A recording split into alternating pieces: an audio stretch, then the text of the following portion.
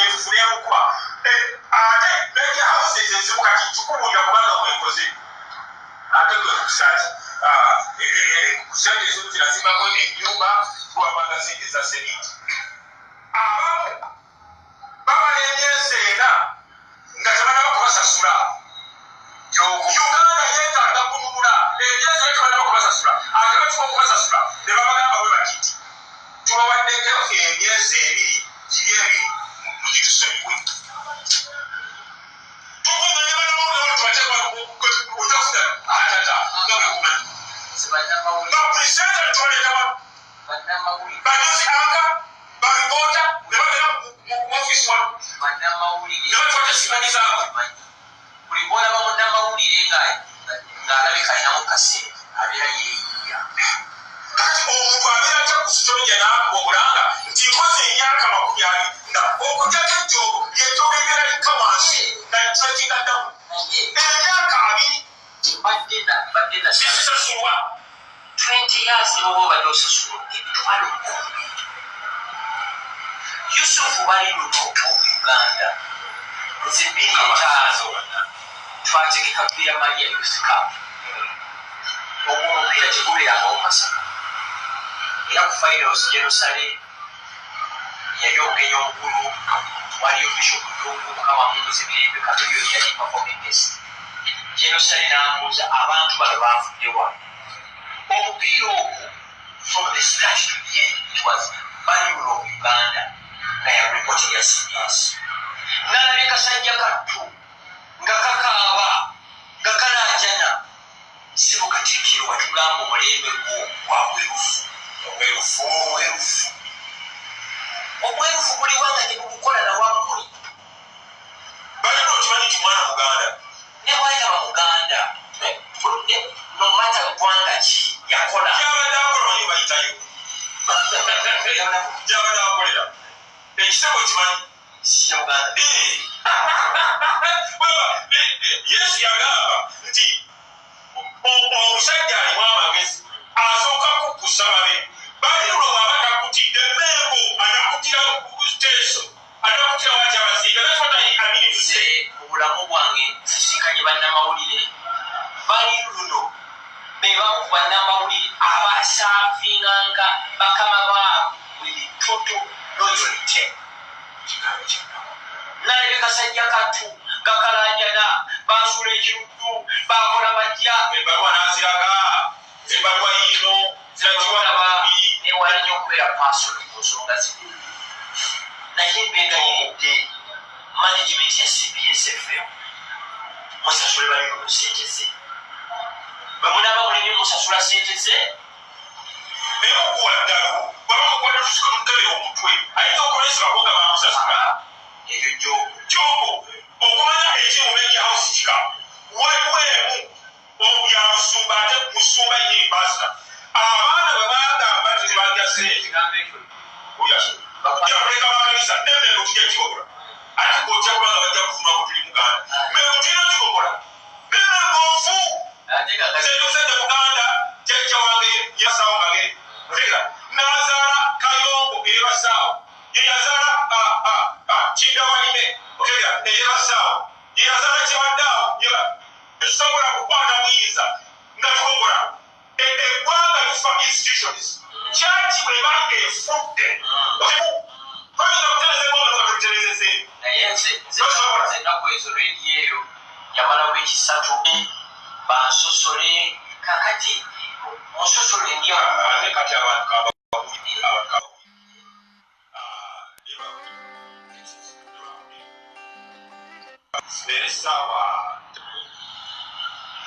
Sawa tano kubokuna ngenda kubagulira eggwanga lyonna litegeere nti Gashumba ensobi wakola wayogeranga kyekibanga bakwatakiika tubabale kutwogerera okegera Mengo yennyini ebiriyo ku Lwokutaano kulwokuna kulwokuna essaawa 5 buli muntu yenna tegeeza munnayuganda yenna omuluganda ngenda kwogera eyeggwanga gwe bakuba kubanga walyogeranga abantu bennyini batutuuka emmere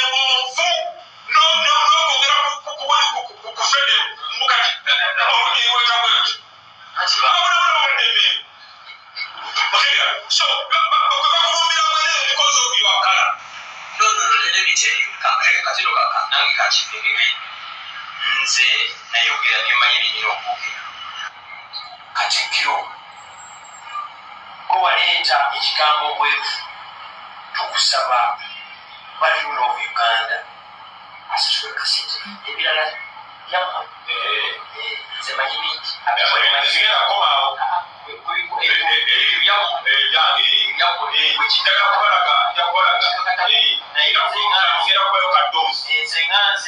nze nganze ekindese leero Baliruno of Uganda Baliruno anabatwala mu kooti nga bwegwira asuubiza kambawulire ekyamu bw'oba obadde okolera omuntu ne bwetaba na contract kasita ebyusinga evidence na courts of law kusobola kuti basajja bibulazikosi bazikana wewalanga nnyo okutwalibwa mu makooti oza lwaki nakyogera last time omujoza kya kooti nakyogera last time nti obanga osobola okusolvinga ebintu ate microlevel solving toyinza kulinyawo ekyo nkimaliriza nze omanyi enkola yange nga nakolera Uganda mu kitongole ky'ebyemizannyo ku radio ya CBS FM okumala ebbanga lyali lya myaka nga 9 kubanga CBS nagyegattako mu mwaka gwa 2005 awo mu 2005 omwaka ogwali kugenderera nzijukira nti Uganda Cranes yali ezannya qualifiers eza Africa Cup of Nations eyabbire mu negattira ku CBS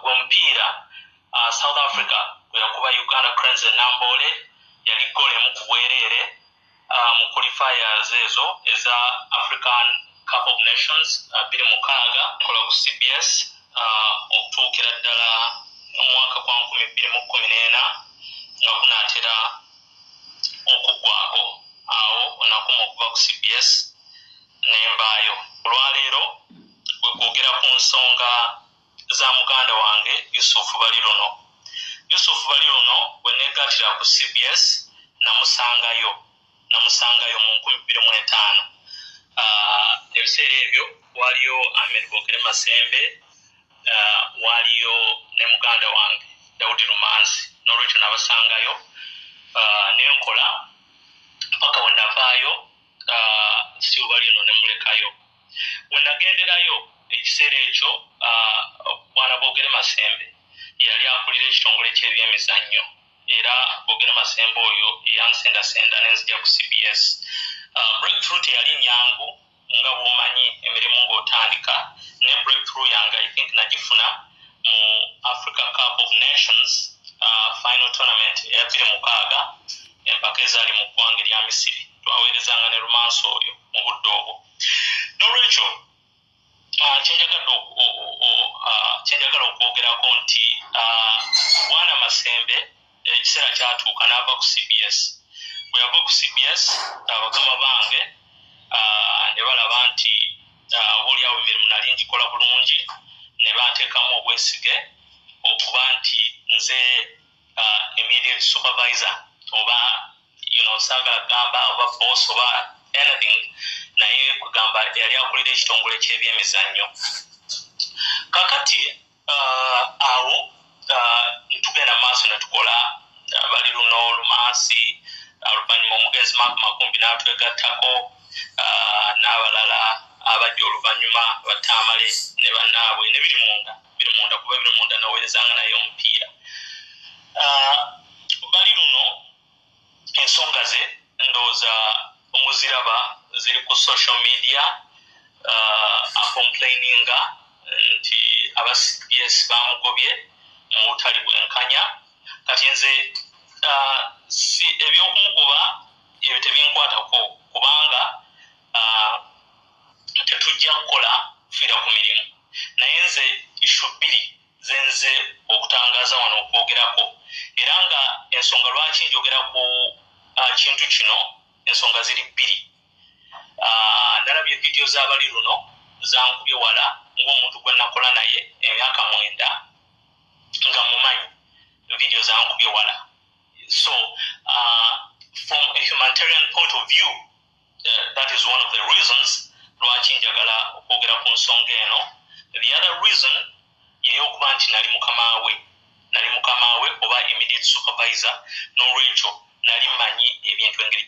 ntambulamu. Siri wano kwa choosing ono oboli wabula just to set two facts straight. Ekisooka bali ono nalabye mu VDM ng'akaaba amazika nti bawandise ebbaluwa nga bagamba nti nga basibye sibamwegaana. Kyendowooza nti sikitegeera kubanga bali luno truly twakolanga naye era yakola nnyo naddala mu local sports. So ekyo kyo nkimanyi nti bali luno yali mukozi wa radio yaffe ennungi ewakabaka gye twagala ennyo. Ekyokubiri y'ensonga ekwatagana ne pay kubanga agamba nti badde tebamusasula badde bamuwa emitwalo 10 kyokka ensimbi eza Uganda buli mwezi. Ate yafuna yalwalamu emabega awo bwe yagenda mu ddwaliro ate bwe yakomawo ate ssente ne batandika okuzitema and all that kind of stuff. Kati ku issue eyo amazima go gali nti bali luno abadde ku that pay. Bali luno abadde ku that pay at least as long as I can remember when nali nga nkyali ku CBS abadde ku that pay. Nze Nduga Lumansi ne Birimunda at that time, I think Namakumbi yaliwo at that time. One time twatula mu meeting mu office y'omwami bali no bwe yagambye nti yamukubira essimu n'amugobera ku ssimu. Twatula mu office y'omwami oyo kubanga yali overall mukama waffe kubanga sports department yali under programming. Kitegeera yali wansi wa programming. So twagenda omwami yatuyita mu office for that meeting ng'agala okwongera okulaba nti ekitongole ky'ebyemizannyo kyeyongera amaanyi n'embavu okutambulira ddala obulungi. Kugamba sibyesebere nti mu Uganda yesinga ku nsonga ezikwatagana n'ebyemizannyo.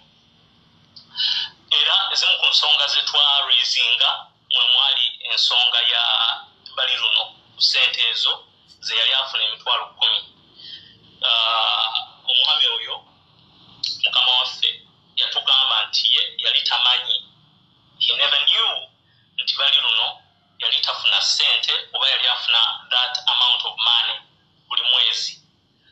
Era napromisinga nti yali agenda kupasuwinga ensonga eyo to the end okulaba nti bali luno ayongera okufuna kasente akeegasa.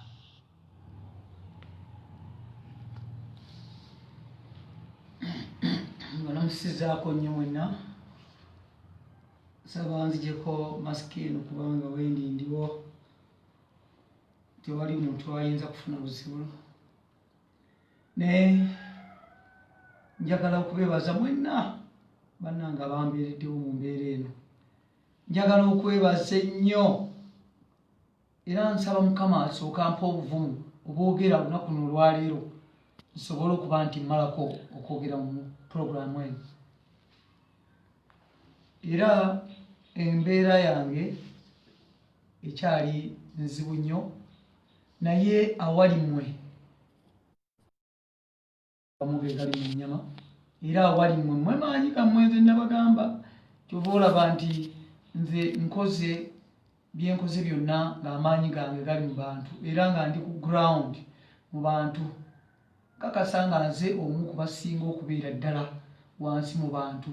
Oba oli awo n'embeera z'abantu abasinga obungi mukulu muto mukadde n'abavubuka bonna zonna nzijaamu. Nkakasa nga nze buli mbeera yonna njijaamu buli wembeera teeka okuba nga njaawo. Mwami Kashumba ne Mwami Nsolo Nkambwe mwebale nnyo mwebalire ddala. Ate Mwami Kashumba nkwebaza ekyenjawulo onzijukiza olunaku lwe nali eviira Maria. Nasooka nakugendako wali n'ennambula ekatiko n'ennambula ne wali awalala ebigo byombi ebyo. Nensaba omukisa gwange nange kuba Katonda wonna abeerawo.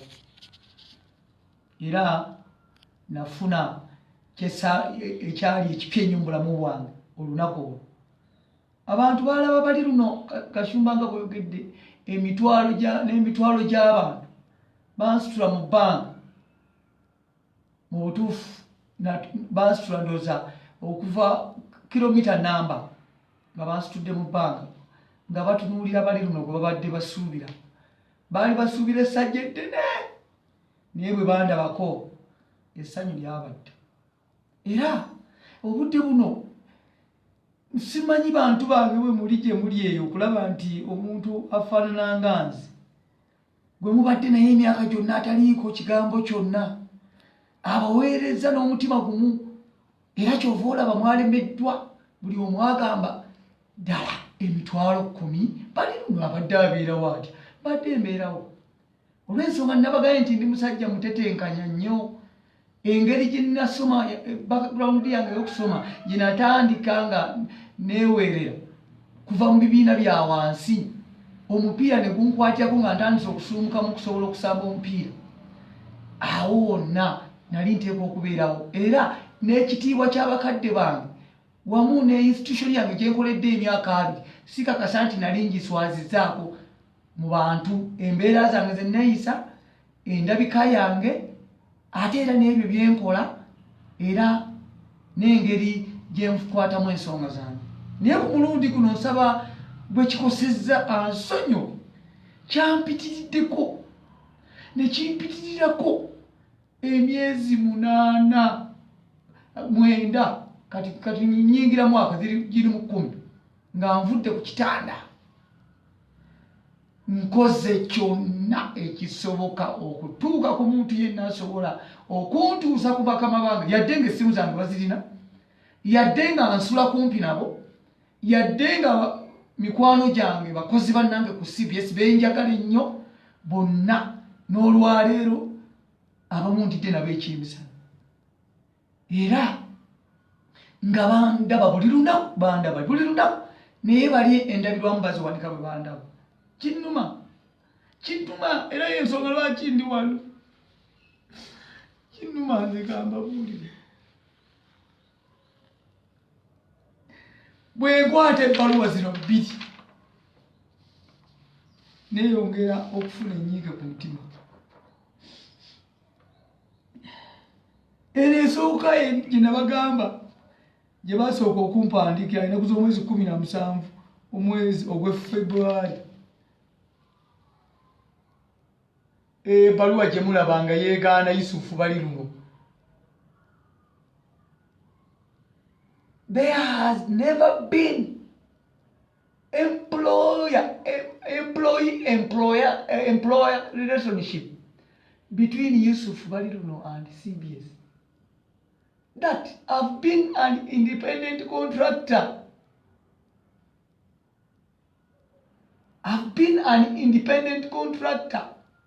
But also independent contractors, they are also paid according to the work done. But my work was not paid. As you, ngeri gye muwulidde kankozesa olulimi oluzaalira kubanga message eno njagala etuuke ku bantu abawansi eri mu kyalo mmwe abandaba bensiibamu nti mbadde ngezaako okukola masaza na bika, amasaza n'ebika. Amasaza natwagatandika mu 2004 nga najja dda ku CBS mu mwaka gw'2002. Era ebifaananyi byange bindaga nga ndi kavubuka katonyo n'akava mu ssomero. N'ebyo byenkoze byonna mbikoze nga ddala ndi musajja akola ebintu obulungi ng'era mukama wange Ndugga bwannyonnyodde ku nsonga eyo. Ate freelance ebigambo ebyo obaoliawo bibyatabudde bakama bange tebabimanya kuba nze nakola contract lwakuba era abantu tebabeera na bannaabwe mu mbeera nnungi. naye nze ebbanga lyemmaze ku CBS sikolangako nga freelance takolanga nze takiikirira CBS mu mawanga ga Afirika gonna nenga malayo. Then bwebabanga bagamba nti nali casual labour mu brackets independent contractor era buli contract gye nakolanga nali badde nsasulwa bulungi. Njagala okubategeeza nti amawanga ga Afirika gonna gentambudde. Omuntu ng'agenda okutambula okuweereza omupiira nga ava mu Uganda agenda Nigeria, mawanga ga West Africa, Niger, Cameroon, Gabon, Angola, Djibouti, bwe tujja wano Tanzania mu mirundi nga 40, Kenya mirundi 40, Rwanda mirundi 40, Sudan, Khartoum, Sudan, South Sudan, genda Ethiopia, genda amawanga gonna, Mali, Chad, agamawanga gonna buli ggwanga lyowulira eribaddemu omupiira mu Uganda. Era bwe babanga ddala menya kinaaleka kikubanga mubadde muwulira nga mmwe munteekamu amaanyi. Era kampuni yo neekurekomendinga ku immigrations zonna nga ekurekomendinga nga employee agenda okuweereza omupiira bannayuganda. Siweereza bawuliza ba CBS bokka wabula bannayuganda bonna abadde bampuliriza.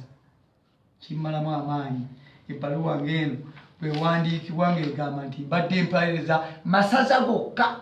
Ate nga waggulu bagambye nti there has never been employee-employer relationship. Ate wansi n'ogamba nti mbadde mpeereza masaza nabika byokka. Waggulu wano nze ndabanga wategeeza nti tewabeerangawo ndagaano yonna namu. So ng'ate ebiva mu bantu mukiwulidde. Mwami Lumansi lwakuba talina wayogerera musibe, bamusibe emiguwa n'emimwa. Emimwa bagitekako ogundi neno ne bamusiba simunenya n'omulundi n'ogumu nkimanyi kyalimu. Awandiisa amabaluwa meeting tuzituddemu ffenna ne mwami Ndugga gwe nsinga okwebaza ennyo olw'okuvaayo obumalirivu obwo si kintu kyamuzanyo. Njagala okwebaza mwami Ndugga okukola ensonga eyo n'ovaayo n'olaga ensi ekituufu. Kubanga bwe naaliyogedde nzekko oba oli awo mwami Gashumba bw'ogamba nti ogyeyo facts kubanga bannabuddu mukimanyi era ogwo omupiira mwawuliranga nga nsoswaza empaka ezo n'omupiira mwagufuna ku finals. Jose Chameleon twali ffenna ku kituuti wali. Mwebale nnyo bannaye kumbeererawo. Naye kati ebbaluwa ekinzigyero olunaku luno olwaleero y'ebbaluwa eno. Nabadde nnyina ensonga gye nabadde njagala okukola olunaku luno olwaleero naye ebbaluwa eno enkoze bubi nnyo. Ebbaluwa eno yatuuse kiro ku mukutu gwange ng'era eddamu okulaga obutali bwenkanya. Eri yasooka yanyiiza nnyo naye lwakiri eno kale empewuddeko kati ate bwe bakomyewo leero era kye kimpadde amaanyi nti these are two contradicting letters. They are very different, written by the same lawyer, Mr. Ssenungi Joseph. Eyokubiri nina kye nsobodde okwetegereza tataddeeko nti ye Joseph Ssenungi naye nga signature eyasayiniza ye signature eyasooka okusayininga n'agamba nti management. He disowns the letter because he knows it is not a right letter to write. I mean to put on the page. Toyinza kuŋŋamba nti ogyeyo leero no ejjo wawandiise nti mbadde independent contractor era mbadde nkola masaza nabika kati oyongeddeko nti mbadde nkola emizannyo gya Uganda Cranes. Naye nga mba nsasula okusinziira duly paid per task completed. Era wenjagalira emipiira gyonna gye nkoze mu mawanga ga Afirika oveeyo butereevu ondage gwe wali osasuddeko mu mawanga ga Afirika ne ninnya ennyonyi ne ntambula ne ngenda ne nkola ennyonyi eyo nayo nga nze olw'obumanyifu bwange nagenda mu kitongole ekitongole nenkireeta nekijja ne commission nsanvu nakozesa owa marketing kubanga etteeka litulagira ofuna owa marketing wa CBS mwami Andrew Lwabi ye yawandiika ebbaluwa nenjitwala ku Ethiopian Airlines ne bakkiriza okutuwanga tickets ezibadde zintambuza naye nga it was my initiative and my effort and nemba wewula ekyo nekibanga kivuddewo era nyina muli mu mutima gwange mmanyi nti ezo sente za air tickets zonna esente zange ezo denali badde nga nfuna nga padiem esente zange zenali badde nga nfuna nga sente ez'okunyamba zenkoledde zonna mwazirya era nkirina ng'era bwe kiri nti NSSF teri yadde ekikumi yensonga lwaki muwandiika zino ebbaluwa eziri mu kubatabula ne zibafuula ekitagasa era nze ndowooza nti covid ono yagenza okujja nga mukama munyiivu obuulyawo n'ebirala bikyajja mu nsi olw'ensonga nti bw'otunuulira ebbaluwa eno n'eno zonna nkyamu nfuwefufu okusinziira ku muntu gwe zoogerako akalippagano k'ebidduka awo nawo nze natambulanga ne neefunira abantu Judy Color Solutions mwami Judy vaayo nze nakuleedde nze nakujja n'oŋŋamba nti naye binaakolako nze bijja kukola ne nkutandikira ku 89.2 nampeereza olwo nno nali kaweereza ku 89.2 emikutu ebiri kyombiriri kakati bwe muganda wange Luzinda Umar Mufumba Mukama Katonda muwumuze emirembe yali akola akalippagano ku 88 katonyeze 8 bwagenda e Bulaaya nako nenka taking over nenkola ku 89.2 nenkola ku 88.8 nenkeeranga mu matulutulu mu mpewo abanzitukira ku kapikipiki kange kenatambulirangako kaliko ekyawaggulu nga kalinga akamotoka bulinga buno obupikipiki buno butukutuku ako kenatambulirangamu era nali kali unique nga kaliko a driving school. It was an international driving school. Era mwami Dungu Rogers nsaba nawe oveyo one sponsor emyaka gyonna nengera natuuka bwe kimu kyekolera bulungi akalippagano k'ebidduka kafuna sponsor omulala abo nno bamusponsors bannange bonna baleetanga sente nnyingi ku 88 omwami owa Jesco omwami oyo alina ebizimbe ku kibuga ya sponsoringa nga akalippagano k'ebidduka nga nanga amanda gabayita Qualisero natunda Qualisero naggwawo nakati takyaliwo ndowooza nze natunda Qualisero mwami n'agamba yaggwayo mu store bali luno otunda olulimi lwo lutunda nga bwe ntunza amasaza mu bbanga lyonna bw'omu bwe natunda Qualisero nga muweereza mu kalippagano k'ebidduka abantu ne mbategeeze eryanda lyayita Qualisero. Omwami oyo ow'ekizimbe kibayita Qualisero n'ekizimbe kibayita Jesco mwami mwerabira erinnya naye abamumanyi mumutegeera bulungi nnyo oyo naye yali sponsor abo bonna it was my influence bangi bendeese nga sponsor Nakaseke International College bambatiza erinnya lya Nakaseke International College oyo ye bano babadde bakalippagano k'ebidduka abo bonna be babadde ba Judy Color Solutions ba Qualisero abo bonna baali mu kalippagano k'ebidduka kakati Nakaseke International College bantuuma erinnya essomero eryo Muzeeyi Aaron eri e Nakaseke mu district y'e Nakaseke nagirangira emyaka 4 kati eri mu baana 10 naye naliranga bwomu era mwami Aaron okimanyi bulungi ne batabanibo akalango mukajjukira bulungi akakadrowinganga attention y'abawuliriza ba CBS omusajja oyo yayogeranga Olungereza. So bw'otunuulira olunaku luno olwaleero nga segments zange eza sports zinakolanga ku 88 zasasulirwanga Nakaseke International College zonna gwe saafunako yadde commission yadde olw'ataano era nesimufunako kubanga tebalinawe balagidde mu bbaluwa zino zombi nti nkozeeko ku segments ezo sports programs ez'enjawulo nazikolanga mu program amata agatafa teri yadde we balagidde wano tinali nzikozeeko ebyo byonna era bannange embeera eno ebatuusa ku kino lwaki tuswalanga oba waliwo omupango gwammwe ogw'okusula radio kubanga nze bali luno bwe mbanga mbadde mukozi mulungi mwagala munvumaganye mulabe nti mbeera omuntu avuddewo obubi naye nga mbadde musajja akoze n'amaanyi gange gonna nga bakama bange bonna bwe boogera naye nkola essimu ezange kweziri wensula kumpi abakozi bonna mbalaba lwaki sifulayo yadde omu lwaki lyantuukirira naŋŋamba nti wa bakuwe bweziti lwaki nange ntandika obulamu bwange naye era mwagala nsika omuguwa nja kugusika kubanga embeera enfo osinga okusika omuguwa embeera enfo osinga okusika omuguwa olw'ebyo byenkoze nga biyitirivu ate nga babyegaana kyenvudde nvaayo oba oli awo nsaba nze mbeera ekyokulabirako nagambye kabankomerere naye mbeera ekyokulabirako era wano wensabira nti tuteekewo ekibiina ekirwanirira eddembe lyaffe ab'amawulire nga kikambwe nga ddala kivaayo ne kiraga obutali bumativu ku nsonga nga zino ez'abaliru kubanga kati nze baliru nate nvaamu mu sisitimu naye abaana abo abajja abato naye abaana bange bano abajja abagenda okusikira bagaye nti mutabani w'abaliruno yaweereza omupiira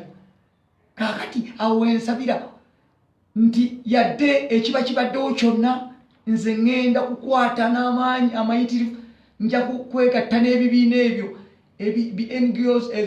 NGOs ezo ziyamba abantu n'okulwanirira eddembe ly'abantu ku mirimu mbeere nga mbeera omu ku abo abakulembera era abakwata omumuli mu kulaba nti tulwanyisa effugabbi n'obutayagaliza obuli mu mirimu gyaffe sinze nzekka nze nvuddeyo ndyo naye nkiikiridde millions and millions of people who are suffering out there. So nze kyensaba kiri kimu kyokka nti wabeerewo obwenkanya mu nsonga eno ebibiina ebyo biba binneegaseeko nja kubategeeza ensonga zino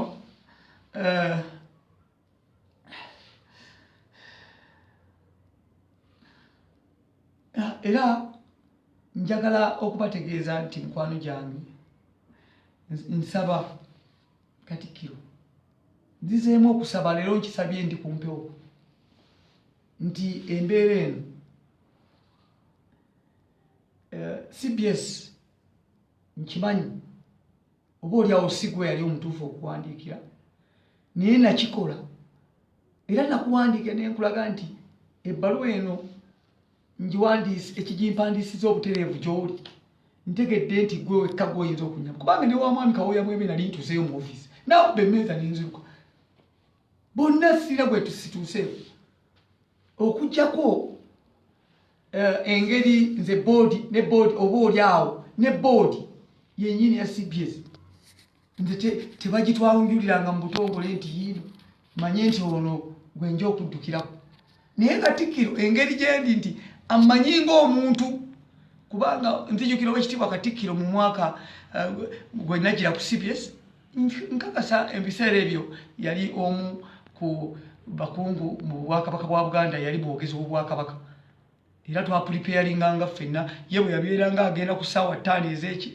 ez'ekiro mu 88 nze nagendanga ne Ahmed Bogere Masembe yali boss by then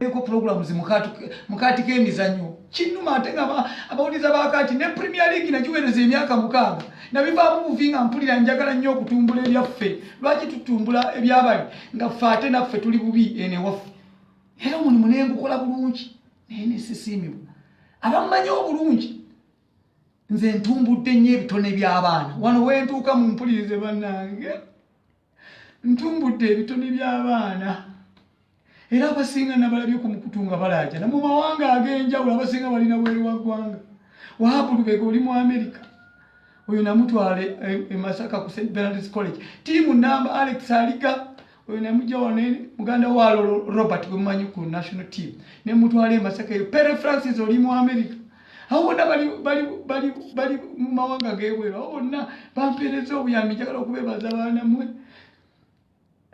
n'abalala bangi nnyo bafalukumia awo bonna bayise mu mikono gyange naye ng'oggyeko ekyo bannange njagala okubategeeza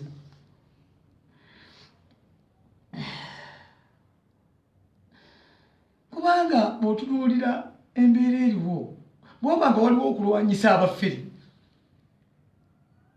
lwaki abafere tebalwanyisibwa abavumirira abantu abakola ebirungi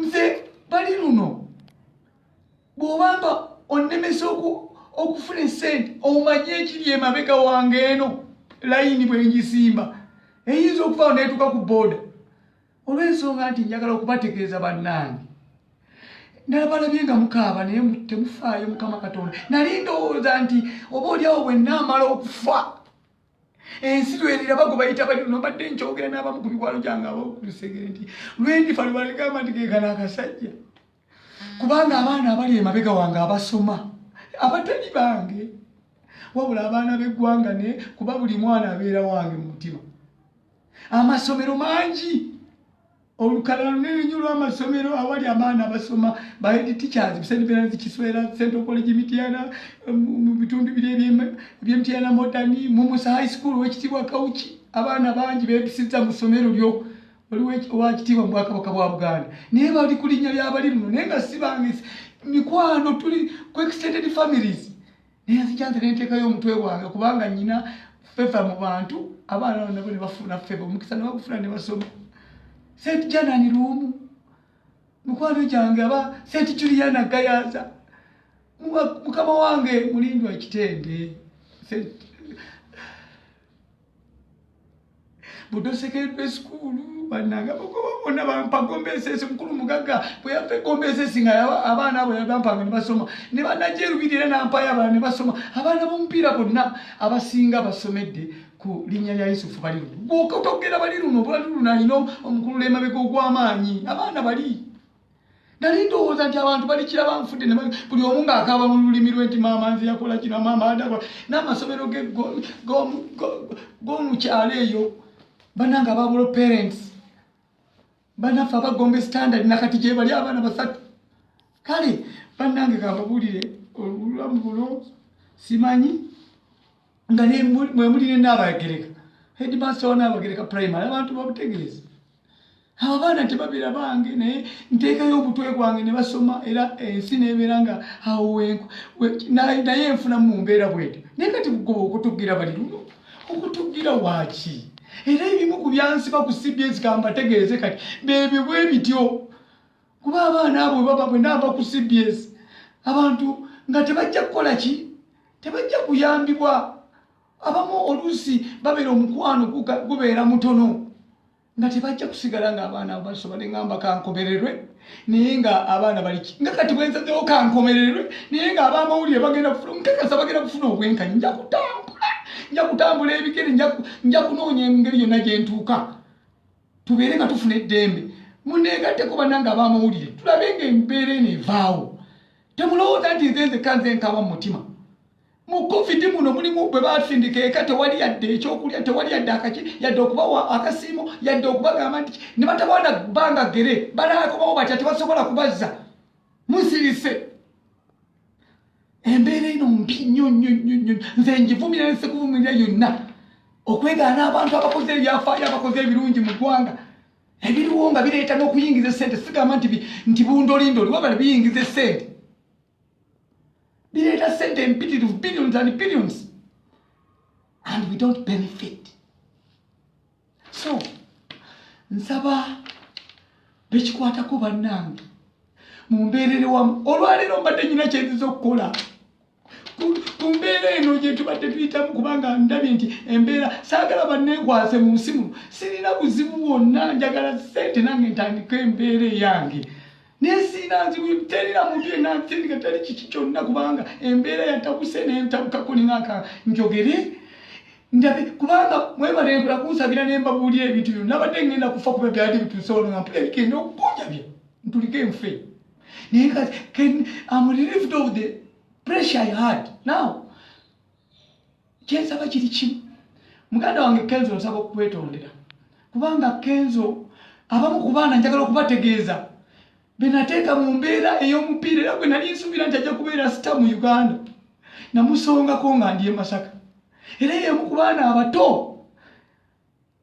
Edirisa Musuuza ava bukojja eri Ssenyange gye banzala mu bamaama naye Edirisa Musuuza y'omu ku baana abato be naleka e Masaka nenkwata engoye ze nali nyambala empale enjeru sokisi njeru ne tishati njeru abaana bange mu kisawe mwanda bange nabeera nga smart nga nkyasamba omupiira neŋŋamba ndabye omusika wange mu mupiira kubanga yali amanyi omupiira nga muyitirivu era neewuunya nnyo okulaba nti Edirisa Musuuza muyimbi nayogedde naawe ekiro ne Edirisa nayogedde naye ng'ali Ivory Coast mu mutima gumuluma nagamba nti nakagabi n'akaaba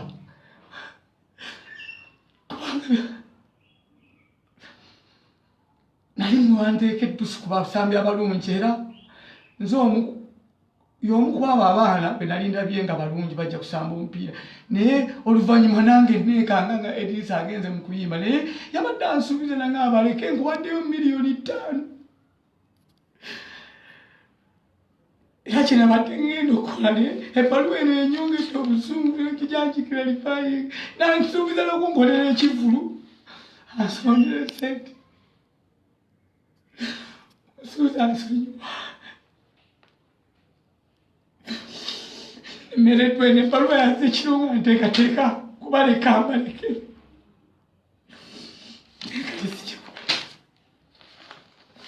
munkyawaganya ne kabaka wange gwenjagadde ennyo bwe nti nakati olwaliro mpulira ennaku ennuma kubanga nange nnoonya kino kyenkola bwe sikikola abaana bange bajja kubalaba bubi enkya bajja kuba bubi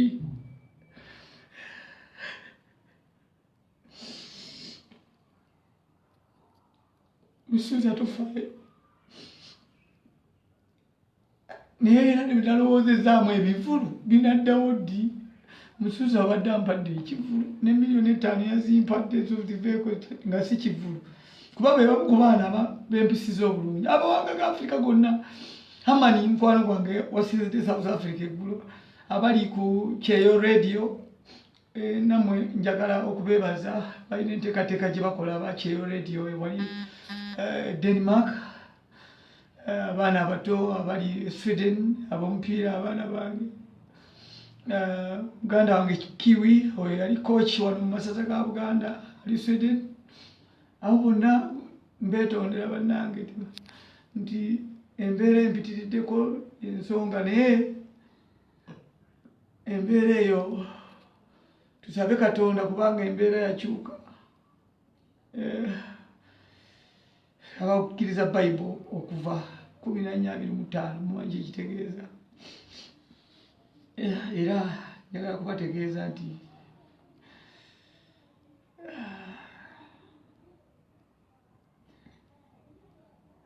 embeera yadde empitiriddeko naye neebaza Katonda olw'okunsobozesa okwogerako nammwe obudde buno obutali bwangu ate nga n'embeera si nnungi oba oli awo mu bantu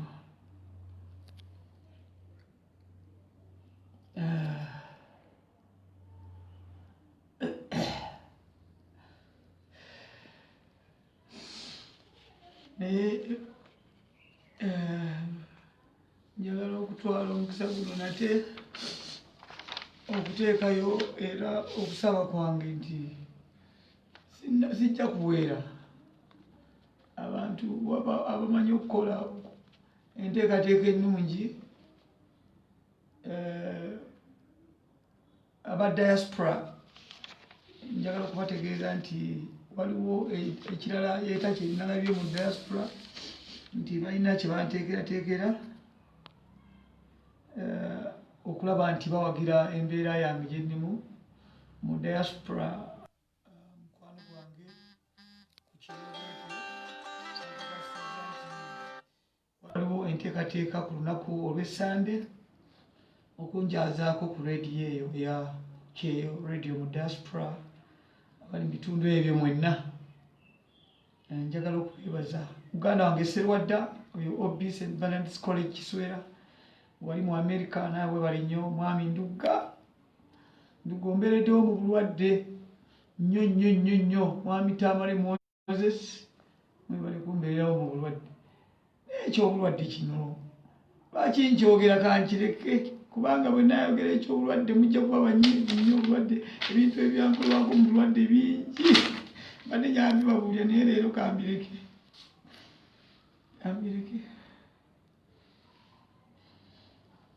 kuba abasawo b'Emmengo bo bamanyi n'ab'Ekiruddu nabo bamanyi nava Emmengo ogenda Ekiruddu bwali buzibu bwennyini nakusituka n'amacupa nenyimirira nago nga waliwo ensonga etali ntuufu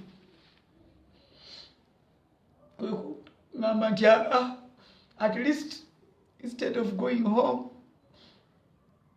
you are bad off we can only refer you to Kiruddu Hospital mwandaba mu Lukale nga ndi wali ninga ndeke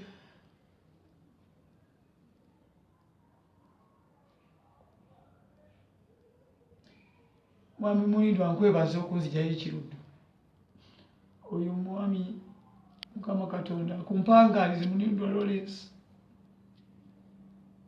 gwe wanzija Ekiruddu ebisigadde ndibibabuulire Mukama abampa erungi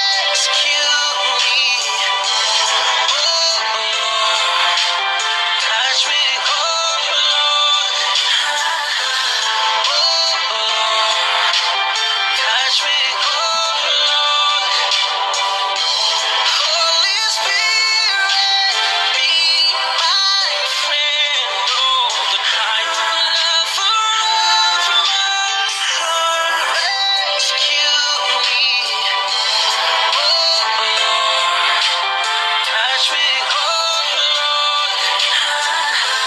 Oh Lord. Touch me, oh Lord. Hallelujah. Yeah. Hallelujah. Oh.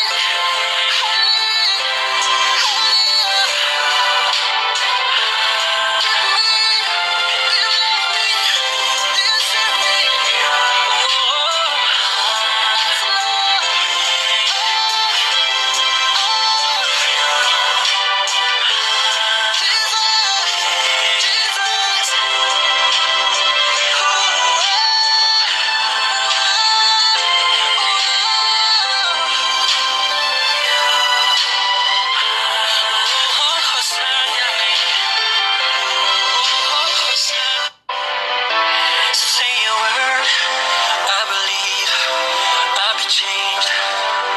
I need another change. Would you please be my God? I lost my way. Come and take me back. I wanna sing my song. Hallelujah. Eh. Help me please sing with me. Hallelujah. I'm pushing harder and harder. It's not working. Hear me one more time. Holy Spirit. Holy Spirit, be my friend. Oh, the kind love from us. Rescue me. Oh, Lord. Touch me, oh Lord. Oh Lord. Touch me, oh Lord. Holy Spirit, be my friend. Oh, the kind love from us. Rescue me. Oh Lord. Touch me, oh Lord. Oh Lord. Touch me, oh Lord. Hallelujah. Yeah. Hallelujah. Oh. Oh. Jesus.